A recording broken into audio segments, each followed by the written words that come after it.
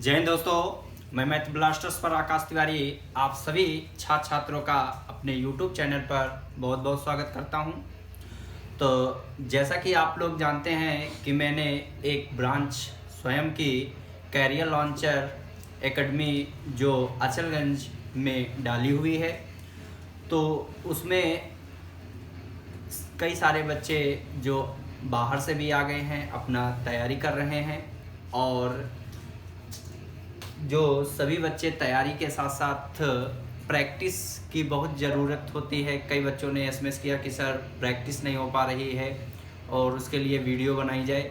तो रोज़ाना जो प्रैक्टिस होती है आप कोशिश करेंगे वो आपको ग्रुप में सेट मिल जाएगा और उसे स्वयं आप करें। और फिर इसका हम मैथ्स का फुल सॉल्यूशन वीडियो दिया करेंगे, तो उसे भी आप लोग देखें। तो जैसा कि आज हमने डाला था तो उसका आज हम सॉल्यूशन देखेंगे। तो 41 नंबर प्रश्न जो है वो मैथ्स में है, उसको आपको देखना है क्या कह रहा है। जैसे कि मैथ्स में ये दिए हैं 41 नंबर से दिए, तो इसको हम कैसे करेंगे प्रश्न देखना है। क्वेश्चन नंबर 41, क्वेश्चन मार्क का स्क्वायर मतलब होता है, इसको हम कह सकते हैं एक्स स्क्वायर और प्लस दिए है 403 गुणे 24/100 माइनस 3201 गुणे, अब देखो 5 सही 2/3। तो 5 सही 2/3 को आप क्या लिख सकते हो फ्रैक्शन में। तो आप यही कहोगे 5 15 और 15 और 2 कितना होता है 17। तो इसका मतलब इसको हम 17/3 लिख सकते हैं। और बराबर दिए है 5508 गुणे 2 सही 3/4। तो 2 सही 3/4 को क्या लिखोगे 4 दूना 8 और 8 और 3 कितने होते हैं 11। तो इसको हम लिख सकते हैं 11/4। अब हमको ये x का मान बताना है। ये आपका एसएससी जीडी का ही मैं प्रैक्टिस करा रहा हूँ, तो उसको देखना है कैसे इसमें आएगा। तो सिर्फ आपका कैलकुलेटिव प्रश्न है और कुछ इसमें दम नहीं है, फिर भी हम देखेंगे। यहाँ पर हमने कहा ये एक्स स्क्वायर हो जाएगा प्लस, अब हमने कहा इसको 24 का गुणा अगर 3 से करेंगे तो 24 3 कितने होते हैं 72। बोलो, तो यहाँ 72 जीरो भी है, तो इसका मतलब 72 और 24 चौको कितने होते हैं, तो 24 चौको 96। तो इसका मतलब 96 हो जाएगा। नीचे 100 है, 100 का मतलब है कि अगर 100 हटाएंगे, इसको हटाएंगे तो ऊपर 2 संख्या के बाद दशमलव लगा सकते हैं। बोलो, फिर उसके बाद मैंने कहा माइनस 3 से इसको देखते हैं क्या कट जाएगा। तो आपने कहा 3 एक कम 3 होते हैं। अब देखो 3 से 2 तो जाएगा नहीं, तो हमको 0 भी लेना पड़ेगा। तो 2 संख्या लगातार ले रहे हो, तो इसलिए यहाँ पर एक क्या खिलाना पड़ेगा 0। तो इसका मतलब ये हो जाएगा 3 18। बोलो, 3 18 बचे 2, तो 2 यहाँ 21 हो जाएगा। तो 3 7 21 हो जाएगा कि नहीं हो जाएगा। फिर हम अगर यहाँ पर इसको मल्टीप्लाई करें 17 7 कितने होते हैं 17 7 119, हासिल कितने आएंगे 11। 17 छक्का 102, 102 में अगर हम 11 जोड़ देंगे तो कितना हो जाएगा 113। 113 के कितने लिखोगे 3, ये लिखोगे। अब आपके पास बचे कितने 10 बचे, तो यहाँ पर 103 मतलब कि यहाँ पर 103, तो हासिल 10 थे कि नहीं थे, तो इसका मतलब 17 0, तो इसका मतलब ये 0, फिर हासिल 1 आएगा। ठीक, फिर 17 1 कम 17, तो 17 और 1 कितना हो जाएगा 18। क्या यही होगा। बोलो, कोई समस्या। देखते हैं, बराबर 4 से इसको काटेंगे तो 4 1 कम 4 10 हो जाएगा। 4 दूना 8 और 4 7 28, यही होगा। अब हमने कहा 11 से मल्टीप्लाई करोगे 11 7 77, 11 दूना 22 और 22 और 7 कितने हो जाएंगे 29, हासिल 2, 11 1 कम 11 और 11 और 2 कितने होते हैं 13। क्या यही आएगा। कोई समस्या। अब हमने कहा कि एक्स स्क्वायर अब यहाँ पर हमने कहा कि प्लस 96.72 बराबर 1397 माइनस का है, उधर जाएगा तो प्लस का हो जाएगा, बोलो हो जाएगा।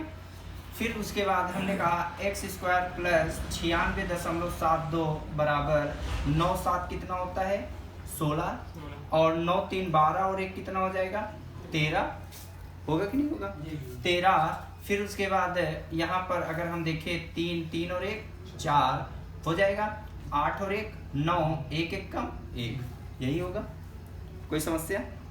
इसके बाद हमने कहा एक्स स्क्वायर बराबर यहाँ पर 19,436 माइनस 96.72 हो जाएगा, बोलो हो जाएगा कि नहीं हो जाएगा। फिर इसके बाद हम इसको घटाएंगे, तो यहाँ पर जब घटाओगे तो कितना बचेगा, तो हमने कहा कि यहाँ पर 19,436.00, तो यहाँ पर हो जाएगा 96.72, यही तो घटाना है।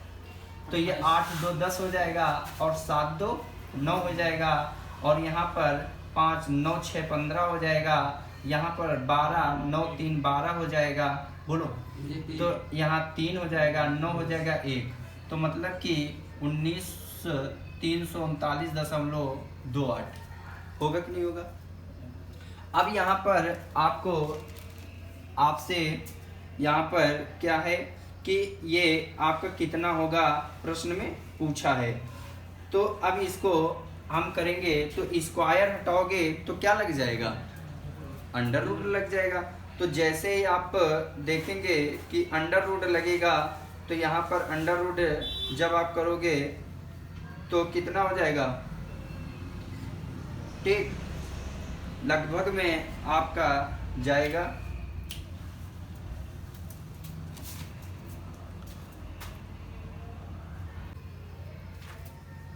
तो देखो स्क्वायर है, अंडर रूट लगा देंगे, तो आप जानते हो 19,339.28, तो ये लगभग में ये 140 के वर्ग के करीब जाएगा, तो लगभग में हमारा उत्तर क्या हो जाएगा 140 हो जाएगा, ठीक नोट कर लो। देखो अगला प्रश्न आपका 42 नंबर, देखो क्या कह रहा है, 42 नंबर कह रहा है कि यदि 3 खिलौने समान प्रकार के 4 खिलौने के क्रय मूल्य पर बेचे जाते हैं तो लाभ प्रतिशत ज्ञात कीजिए। देखो कभी कभी भूल जाते हैं कि सर हम लाभ हमसे या हानि कभी पूछता है तो कब हमारा क्रय मूल्य क्या बन जाता है और कब हमारा विक्रय मूल्य कौन बन जाता है, ये हम भूल जाते हैं, ठीक। तो एक चीज उसने पहले ही आपको दे दिया है कि लाभ प्रतिशत कितना होगा, समझ बात, क्या दे दिया है लाभ प्रतिशत। तो आप जानते हो कि आपको लाभ कब होगा, जब कोई चीज कम की खरीदोगे ज्यादा की बेचोगे, तभी तो लाभ होगा। तो उसने क्या कहा है कि जो 3 खिलौने हैं वो 4 खिलौने के क्रय मूल्य के बराबर वो क्या करता है, बेच देता है, तो लाभ प्रतिशत ज्ञात कीजिए। तो लाभ उसने कह दिया है, हानि तो कहा नहीं है, तो हम मन में ही याद रखेंगे लाभ हमें तभी होगा जब हम चीज कम की खरीदेंगे और ज्यादा की बेचेंगे। तो 3 और 4 में कम कौन है, तो इसका मतलब तुम कितने की खरीदोगे, 3 रुपए की, तो इसका मतलब कि आपका सीपी जो होगा वो 3 होगा। सीपी मतलब क्या होता है, कॉस्ट प्राइस, जिसको क्या कहते हो क्रय मूल्य, यही तो कहते हो। और विक्रय मूल्य को क्या कहते हो, बोलो, विक्रय मूल्य को सेलिंग प्राइस एसपी, तो इसका मतलब 4 की चीज बेची होगी तभी तो होगा। तो हमने कहा 3 की चीज खरीदा 4 की बेच दिया, तो लाभ कितने का हुआ। और लाभ और हानि प्रतिशत हमेशा किस पर निकलता है, सीपी मतलब क्रय मूल्य पर, तो इसका मतलब 1/3 हो जाएगा। इनटू परसेंट निकालने के लिए क्या करते हो, 100 से गुणा हो जाएगा, तो इसका मतलब कि हमारा लाभ प्रतिशत 100/3, और इसी को क्या लिखते हो 33 सही 1/3% क्या होगा, लाभ होगा। कोई दिक्कत, हाँ जी ना अंकित आ गया, नोट कर लो। देखो देखो 43 नंबर प्रश्न क्या कह रहा है, ये आपका टाइम एंड वर्क से प्रश्न है, और आप जानते हो टाइम एंड वर्क से प्रश्न आना है, तो ऐसे प्रश्न अगर आए तो कैसे करोगे। उसने कहा ए बी और सी अलग अलग एक कार्य को समाप्त करने में क्रमशः 20, 30 और 60 दिन का समय लेते हैं। ए काम करना शुरू करता है, फिर उसने कहा कि और हर तीसरे दिन बी और सी दोनों उसकी सहायता करते हैं। पूरा काम कितने दिनों में समाप्त होगा, यही तो है, बोलो। तो एक चीज हमने कहा ए बी सी ये अलग अलग जब काम करते हैं तो 20, 30, 60 दिन में काम समाप्त हो जाता। मतलब कि 3 बंदे हैं ए बी सी, ये 20 दिन में काम को समाप्त कर देते हैं, ये 30 दिन में काम को समाप्त कर देते हैं, और अगर सी अकेला काम करे तो वो 60 दिन में काम समाप्त कर देगा। इसका मतलब ये हुआ कि अगर ये 20, 30, 60 दिन में काम समाप्त कर रहे हैं तो इसका मतलब उनका कोई ना कोई कार्य जो कर रहे होंगे वो निश्चित रहा होगा। तभी तो उसने कहा कि अगर ए काम करे तो वो अगर काम करने आ जाए तो ये हमारा काम 20 दिन में खत्म हो जाएगा, लेकिन अगर वही काम बी को दिया जाए तो वो 30 दिन में समाप्त करेगा, लेकिन वही काम अगर सी की दिया जाए तो वो 60 दिन में काम समाप्त करेगा। इसका मतलब ये हुआ कि जो कार्य है, जो जिसको कार्य करने में समय ज़्यादा लगता है, इसका मतलब उसके कार्य करने की क्षमता कम होती है, और जिसको कार्य करने में समय कम लगता है, इसका मतलब उसके काम करने की क्षमता ज़्यादा होती है, यही होगा। तो इसका मतलब यहाँ पर हम देखेंगे कि इनका जो कार्य रहा होगा उसके लिए हम क्या लेते हैं, इसका एलसीएम लेते हैं। वो जो एलसीएम होता है वो मान लेते हैं कि इनका वो एक कोई काम था, ठीक। तो हमने कहा 20, 30, 60 का एलसीएम क्या होगा, तो एलसीएम का मतलब क्या होता है, वह छोटी से छोटी संख्या जो दी गई संख्या से पूर्णतः विभाजित हो जाए उसे ही हम एलसीएम कहते हैं या लासा कहते हैं। इसे लोएस्ट कॉमन मल्टीपल भी कह देते हैं और इसे लघुत्तम समापवर्तक भी कहते हैं, ठीक। तो हमने कहा इनका एलसीएम लिया तो एलसीएम क्या आया, 60 आया, छोटी से छोटी संख्या। अब इसका गुणज कुछ भी ले सकते हो, 120 भी ले सकते हो, कुछ भी ले सकते हो, लेकिन हमारा जो एलसीएम होगा वो लोएस्ट मतलब छोटी से छोटी संख्या। यहाँ तक बात क्लियर। तो हमने कहा अगर ए 20 दिन में 60 काम समाप्त कर देता है तो प्रतिदिन कितना काम करता होगा, 3 काम करता होगा, क्योंकि 20 3 60, तो इसका मतलब 3 काम करता होगा। अगर बी 30 दिन में 60 काम समाप्त करता है तो एक दिन में कितना काम करता होगा, बोलो।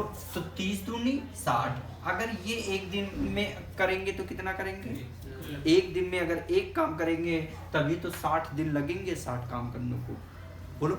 यहाँ तक बात क्लियर हुई, ठीक।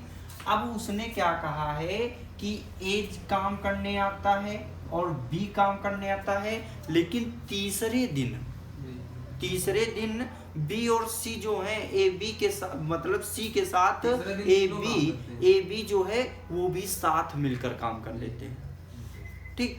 तो जब तीसरा दिन आया तो ए भी काम पर गया, बी भी काम पर गया और सी भी काम पे गया, यही होगा कि नहीं होगा।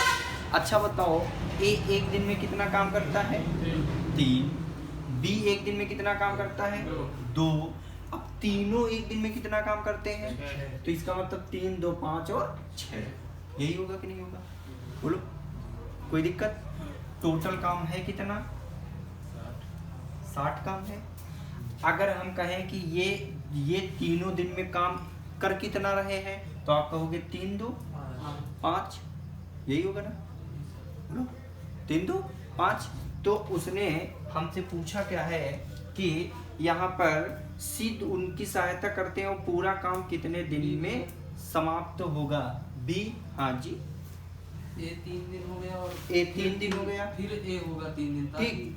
तो उसने कहा है कि ए 3 दिन में बी बी बी को क्या कहा है, तो बी की कार्य करने की क्षमता 2 है, सी के कार्य करने की क्षमता 1 है कि नहीं है, बोलो।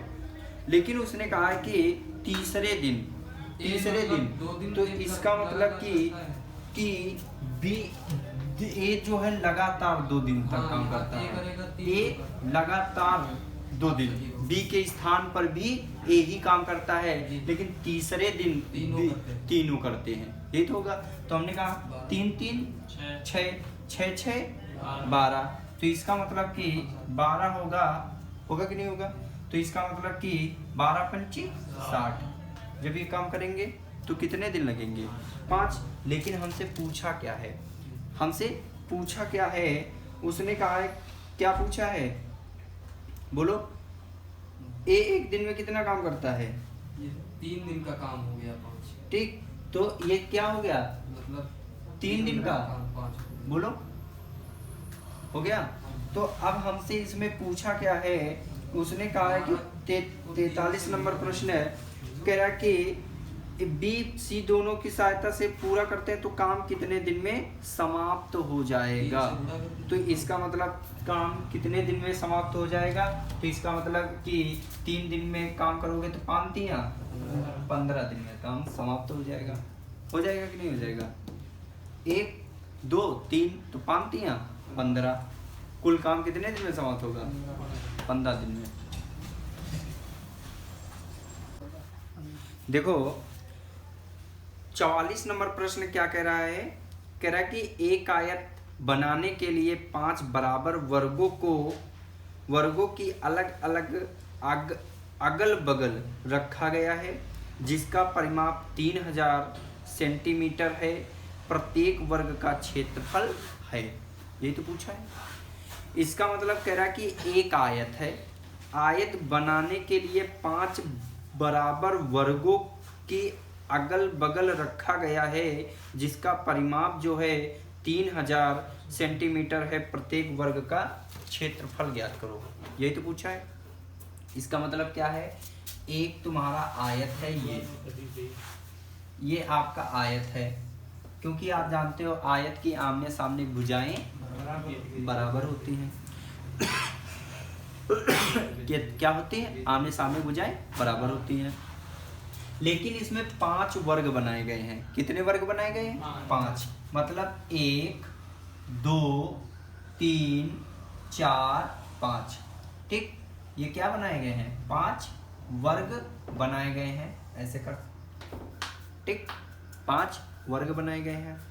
तो इसका मतलब ये 5 वर्ग बनाए गए हैं, तो इसका मतलब ये जो इसकी लंबाई है वो 5 रही होगी, बोलो। और इसके हमको चौड़ाई नहीं पता है, क्या पता है आपको, बोलो, नहीं पता है। तो इसका मतलब कि अगर चौड़ाई हमें नहीं पता है तो मान लिया ये अगर x है, तो अगर लंबाई है तो ये 5x हो जाएगी कि नहीं हो जाएगी। तो हम जानते हैं आयत का परिमाप क्या होता है। तो आयत का परिमाप क्या होता है, आयत का परिमाप क्या होता है, 2 लंबाई प्लस चौड़ाई, यही होता है। तो हमने कहा कि 2 लंबाई कितना दिए है आपको, 5x, चौड़ाई कितने दिए है x, और सवाल में परिमाप कितना दिए है 3000, यही है कि नहीं है, बोलो। अगर 3000 दिए हैं तो इसका मतलब कि अगर हम इसको देखें 5 और 1 6, तो 6 दूना 12, x बराबर 3000 हो जाएगा। तो इसका मतलब x का मान करेंगे तो 12 दूनी 24, तो 12 पंची 60, 250 आ जाएगा। तो इसका मतलब x ये 250 हो जाएगा, बोलो। तो ये 5 है तो 25 पंचे 125, इसका मतलब कि 1250, यही होगा, बोलो। अब उसने क्या कहा है कि उसने पूछा क्या है, ये आप देखो, उसने कहा है कि 5 बराबर वर्गों की अलग है ना अगल बगल रखा गया है, तो प्रत्येक का परिमाण, प्रत्येक वर्ग का क्षेत्रफल ज्ञात कीजिए। तो प्रत्येक वर्ग का क्षेत्रफल आपसे पूछा है, तो प्रत्येक वर्ग का क्षेत्रफल आप जानते हो, वर्ग का जो क्षेत्रफल होता है वो क्या होता है, भुजा स्क्वायर। क्या होता है, भुजा स्क्वायर होता है कि नहीं होता है, 625 बोलो। 62,500 तो आप जान गए कि यहाँ पर अगर हम देखें कि प्रत्येक, तो अगर ये 250 है, क्योंकि ये आपके 5 ही तो वर्ग हैं, 1 2 3 4 5, यही तो है। अगर मैंने कहा कि अगर ये 250 है, तो इसका मतलब ये भी 250 होगा, तो ये भी 250 होगा, ये भी 250 होगा, तो ये भी 250 होगा। बोलो, होगा कि नहीं होगा, यही होगा ना। तो इसका मतलब कि हम जानते हैं वर्ग का क्षेत्रफल, वर्ग का क्षेत्रफल क्या होता है, भुजा स्क्वायर। तो भुजा कितनी दिए है, 250 का स्क्वायर, 25 25 आम 625, 2 जीरो और बढ़ जाएगा, तो इसका मतलब वर्ग सेंटीमीटर आपका उत्तर आ जाएगा। फार्मूला, क्योंकि आप जानते हो मेंसुरेशन जो है, अगर आपको फार्मूला आता है तो अर्थमेटिक से भी सरल होती है, ठीक। देखो क्वेश्चन, देखो क्या कह रहा है, कह रहा है 45 नंबर 250 प्रश्नों वाली एक परीक्षा में जस्सी ने पहले 125 प्रश्नों में से 40% का सही उत्तर दिया, उसे अन्य 125 प्रश्नों में से कितने प्रतिशत का सही उत्तर देना होगा ताकि पूरी परीक्षा में उसका ग्रेड 60% हो। मतलब कि उसका कहने का मतलब ये है कि 250 प्रश्न थे, कितने थे, 250 प्रश्न थे, जिसमें उसने पहले 125 प्रश्न किए, तो उसमें कितने परसेंट सही उत्तर दिया, 40%, यही है ना, 40% सही उत्तर दिया। और फिर अगले 125 प्रश्न करने हैं, तो उसने कहा कितने प्रतिशत करना चाहिए, मुझे नहीं पता, क्या तुमको पता है, नहीं पता है, लेकिन इसका जो ग्रेड होना चाहिए, क्या होना चाहिए, ग्रेड जो होना चाहिए वो कितना होना चाहिए, 60% पूरा आना चाहिए। मतलब 125 125 दोनों हैं, तो इसका मतलब जो इनका रेशियो आएगा वो 1:1 आएगा कि नहीं आएगा, बोलो, क्योंकि प्रश्नों की संख्या क्या है, सेम है कि नहीं है, 125 125, यही तो है। फिर अब हम जानते हैं कि यहाँ पर जब एलिगेशन होता है तो इसका मतलब एक में घटता है, बड़े में हमेशा घटता है, यही होता है ना। तो इसका मतलब अगर हम देखें कि जैसे आप ऐसे करते हैं 2 1, और यहाँ पर अगर हम मान लें कि 1.5 ऐसे मान लें, तो जो हमारा एलिगेशन होता है वो 1 से ज़्यादा होता है और 1 से कम होता है, यही होता है कि नहीं होता है। तो अगर हम इसमें देखें कि 60% में अगर हम x घटा दें, तो इसका मतलब कि यहाँ 60 में 40 जाएगा कि नहीं जाएगा, बोलो, बराबर रेशियो दिए 1/1, कोई समस्या। तो हमने कहा यहाँ पर 60% माइनस x बराबर, देखो कैंची बुढ़ा हो रहा है तो 1 ही होगा कि नहीं होगा, बोलो, 1 ही होगा। तो हाँ 1 मिनट, यहाँ पर उसने पहली संख्या में घटेगा x माइनस 60 बटे 60 माइनस 40, यही होगा कि नहीं होगा, बराबर 1/1 होगा। तो यहाँ पर x माइनस 60 बराबर 60 में 40 गया, कितना बचा 20, तो x बराबर 20, माइनस का उधर जाएगा तो क्या हो जाएगा प्लस का, तो 60 और 20 कितना होता है 80%। इसका मतलब कि दूसरे वाले में उसको कितना परसेंट करना चाहिए था, 80%। उत्तर हमारा क्या होगा, 80 होगा, होगा कि नहीं होगा, आएगा। हमने क्या किया, 250 टोटल प्रश्न थे, ठीक, जिसमें से पहले 125 प्रश्नों में उसने जस्सी ने 40% अंक प्राप्त किए। तो कह रहा है कि अगले 125 में कितने प्रतिशत अंक प्राप्त करे ताकि उसका टोटल ग्रेड जो है वो 60% आए।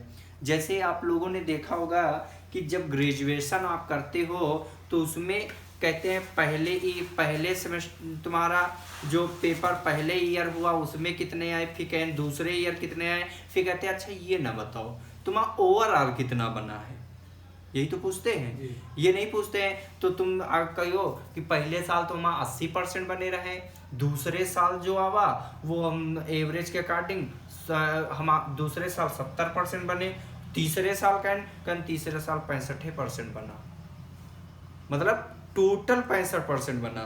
तो इसका मतलब क्या हुआ, वो एवरेज उसने किया। यही तो होता है कि नहीं होता है।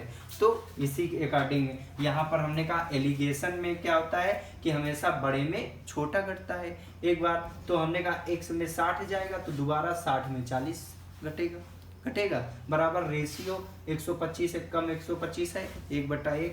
तो हमने कहा x माइनस 60 में 40 जाएगा 20 बचेगा है परसेंट वही, तो ये 60 उधर जाएगा प्लस हो जाएगा 20 और 60 कितना होता है 80 हो जाएगा कि नहीं हो जाएगा। ठीक, कोई समस्या नोट कर लो। देखो प्रश्न नंबर 46 आपको क्या कह रहा है, कह रहा है कि R1 R2 R3 and R8 का औसत 20 है। औसत मैंने आपको पढ़ाया हुआ है, ठीक, खाली तुमको भ्रमित किया है। R1 R2 R3 R4 R5 R6 R7 और R8 का औसत जो दिए वो कितना दिए है 20। तो हम जानते हैं अगर योग निकालेंगे तो औसत गुणे क्या होता है संख्या, तो टोटल योग कितना आ जाएगा 160। कोई समस्या ना। फिर उसने क्या कहा है कि पहले दो R1 और R2 का औसत जो दिए है वो 15.5 दिए है, मतलब R1 और R2 का जो दिए है वो कितना दिए है 15.5। तो इसका मतलब योग कितना होगा, तो आप कहोगे 15.5 का 2 गुना कर देंगे तो योग कितना आ जाएगा 15 दूना 30 31। यही होगा कि नहीं होगा, बोलो 15.5 का 2 गुना कितना होता है 31 होता है ना। फिर उसके बाद उसने क्या कहा है, उसने कहा है कि और अगली तीन कौन कौन से हैं R3 R4 R5 R3 R4 R5 का जो औसत दिए है वो 21 सही 1/3, मतलब 21 63 64/3 इंटू 3 करोगे तो इसका मतलब योग इसका कितना आएगा 64। कोई समस्या। फिर उसके बाद उसने कहा है कि R6 R7 से 4 और R8 से 7 कम है, यही दिया है ना। तो अब यहाँ पर इसको हम देखेंगे क्या होगा। तो हमने कहा कि यहाँ पर R6 है ना, R6 4 कम है किससे, बोलो R7 से। अगर हमने कहा R6 से अगर हम इसका मतलब R6 4 ज्यादा रहा होगा, नहीं बोलो, अगर 4 R7 से कम है तो इसको ये ज्यादा रहा होगा R6 से ज्यादा। बहुत सही, उसने कहा R6 जो है R7 से 4 कम है, तो कम का मतलब माइनस इधर आएगा तो प्लस ही तो हो जाएगा, हो जाएगा कि नहीं हो जाएगा। हाँ R7 की तो वैल्यू निकल गया है। हाँ तो हो जाएगी। तो फिर उसके बाद क्या कहा है कि फिर क्या हो जाएगा R6 हाँ R6 जो, फिर उसके बाद क्या कहा है बोलो हाँ, तो उसने कहा है कि R6 जो है R8 से 7 कम है, तो इसका मतलब कि जो R6 होगा वो 7 ज्यादा रहा होगा R8 से, यही तो कहोगे। कोई समस्या नहीं हो चाहिए। अब हमने क्या किया कि अगर R1 R2 R3 R4 R5 इन सबको अगर मैं जोड़ लूं, जी क्या कर लूं, जोड़ लूं, तो इसका मतलब इन टोटल इनका क्या हो जाएगा, R1 R2 R3 R4 R5 total 64 और 31 कितना होता है, 95, यही होगा। जी बोलो। इसका मतलब R1 से 5 तक का अगर मैं देखूं, इसकी स्थान पर मैं डायरेक्ट 95 लिख सकता हूं कि नहीं लिख सकता हूं, लिख सकता हूँ। बोलो, जी लिख सकते हैं ना। जी तो इसका मतलब इसके स्थान पर अगर हम 95 रखें तो इसका मतलब एक चीज और देखो, R6 समझना, R6 दिए है, समझना बात को, और R7 ठीक, पावर लो, ठीक। तो यहाँ पर R6 है और R7 के स्थान पर क्या मैं ये लिख सकता हूँ, R6 + 4, और लिख सकते हैं। बोलो। जी फिर उसके बाद R6 R8 के स्थान पे मैं ये लिख सकता हूँ R6 + 7 बराबर 160। जी कोई समस्या हो तो बताओ।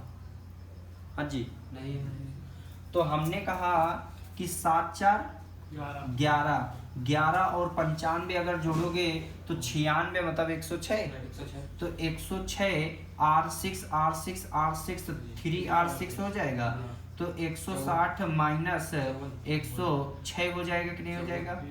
तो इसका मतलब कि यहाँ 160 में 106 जाएगा तो कितना बचेगा, और आपकी 54, बोलो। तो इसका मतलब R6 का मान कितना हो जाएगा, 3 कम 3 24 18 हो जाएगा कि नहीं हो जाएगा, ठीक। 18 22 25। अब हमसे पूछा क्या है, ये सिर्फ देखना है। तो क्या क्या पूछा है, R8 का ही तो मान पूछा है। जी भैया। तो इसका मतलब सात ज्यादा है। R8 जो है तो R6 की जगह 18 रख सकते हो कि नहीं जी, रख सकते रख हो। सकते हैं। तो इसका मतलब कि यहाँ 18 + 7 R8 का मान निकल आएगा। तो R8 का मान 8 7 15 मतलब 25 हो गया, हो जाएगा कि नहीं हो जाएगा, बिल्कुल भैया, नोट कर लो। वैसी 47 नंबर प्रश्न कह रहा है कि एक राशि को A, B और C अंकित, प्रश्न देखो है ना, कह रहा है कि एक राशि को A, B और C के बीच 1/2 1/2 1/3 1/4 के अनुपात में बांटा गया है। A को B से 400 अधिक मिलते हैं तो राशि कितनी है, यही तो पूछा है। तो इसका मतलब कि 3 है, ये A है, ये B है, ये C है। उसने कहा है A को B से 400 अधिक मिले, A को B से 400 अधिक मिले, ठीक राजू। तो हमने कहा कि 1/3 अधिक मिले, तो इसका मतलब इसमें अधिक देखेंगे तो इसका अंतर देख लेंगे, बोलो अंतर देख लेंगे, बराबर कितने के, 400 के, बोलो 400 के होगा कि नहीं होगा। तो हमने कहा कि अगर हम इसको A और B से 400 अधिक मिल रहे हैं तो A को B से 400 अधिक मिले, तो A को ज़्यादा मिले होंगे, B को कम मिले होंगे। तो 3 1 कम 2 1 कम, 3 में 2 गए 1, तो 3 2 ना 6। इसका मतलब 1 की वैल्यू जो आएगी 6 चौक 2400 आएगी कि नहीं आएगी, बोलो। लेकिन हमसे कह रहा कुल राशि बताओ, क्या कहा, कुल राशि। तो इसका मतलब 1/2 1/3 1/4 को अगर हम योग देखें तो इसको 3 4 2 का अगर एलसीएम देखें तो कितना आएगा, 12 आएगा। तो 2 छाक 12 3 चौको 4 तिया, तो 6 4 10 10 3 13। तो इसका मतलब कि 13/12 होगा कि नहीं होगा। तो 1 बराबर 2400, तो 13/12 बराबर कितना हो जाएगा, तो 2400 से गुणा हो जाएगा। तो 12 दूना 24, तो 13 दूनी 26। इसका मतलब कुल राशि जो होगी वो कितनी आएगी, 2600 आएगी कि नहीं आएगी, नोट कर लो। एकदम सेम डिक्टो में 2 या 3 ST पहले हाँ यही कराया गया था कि नहीं कराया था, ठीक। इसके शायद 2 दिन पहले जो एसटी कराई गई थी उसमें प्रश्न था ऐसा। तो मैंने क्या कहा, पैटर्न अगर डेली लगाओगे तो नंबर आपके बढ़ने लगेंगे, लेकिन आप जो लगा रहे हैं मेरे सॉल्यूशन करवाने के बाद आप सिर्फ एक बार करें, तब क्वेश्चन माइंड में रहेगा।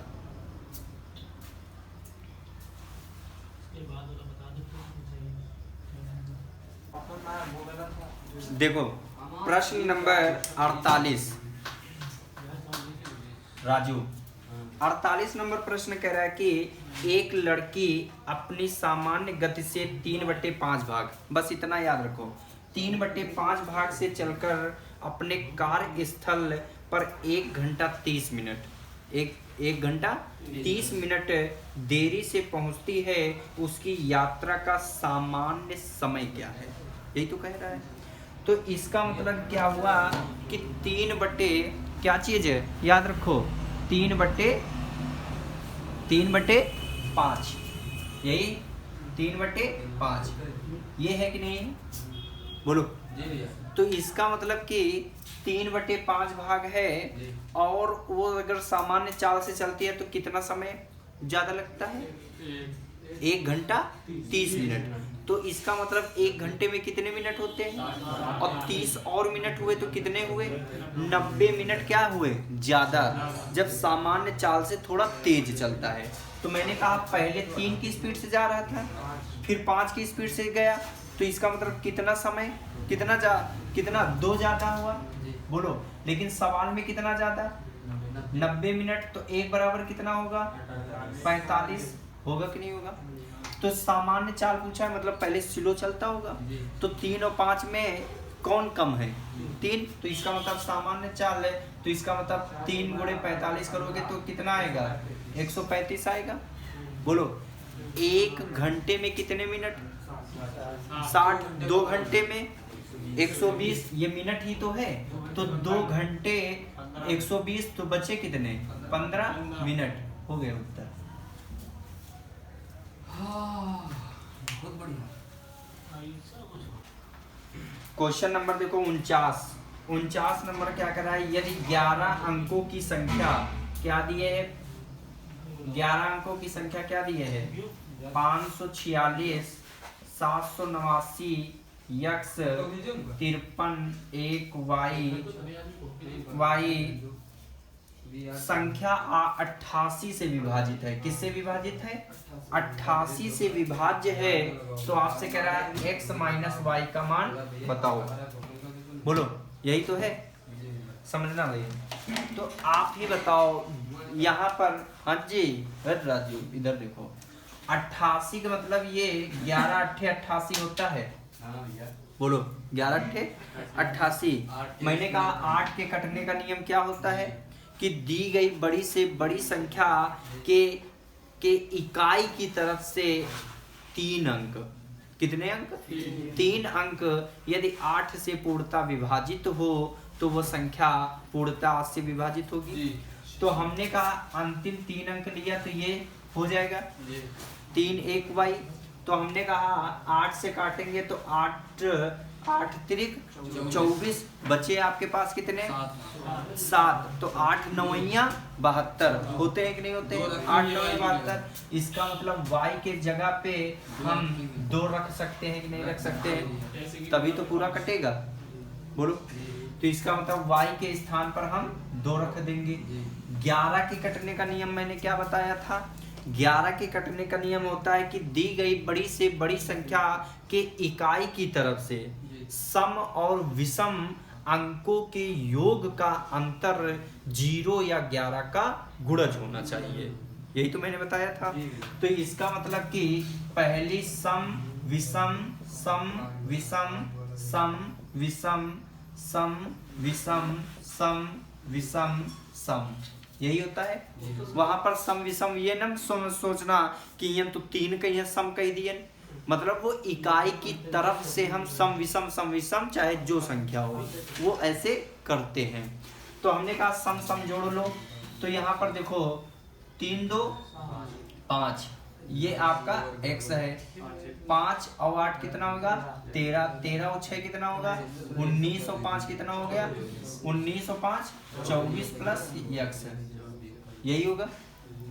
फिर उसके बाद मैंने कहा इनका अंतर करना है, विषम में देख लो। देखो देखो इधर यहाँ पर 1 और 5 कितना हुआ? 6 और 9 6 15 7 22 4 26, यही हुआ। इसका मतलब कि अंतर 0 हो या 11 का गुणज हो। तो हमने कहा 24 दिए हैं, 26 हमको करना है, तभी तो 0 आएगा। तो x की जगह कितना रख दे? हम 2 ही रख दे, तभी तो 26 माइनस 26 0 होगा कि नहीं होगा। तो इसका मतलब x का मान भी क्या आएगा? 2। हमसे पूछा है x माइनस y का मान बताना है, तो 2 में 2 चला जाएगा तो कितना बचेगा? 0। उत्तर क्या आएगा? 0 आएगा। आएगा कि नहीं आएगा? नोट कर लो।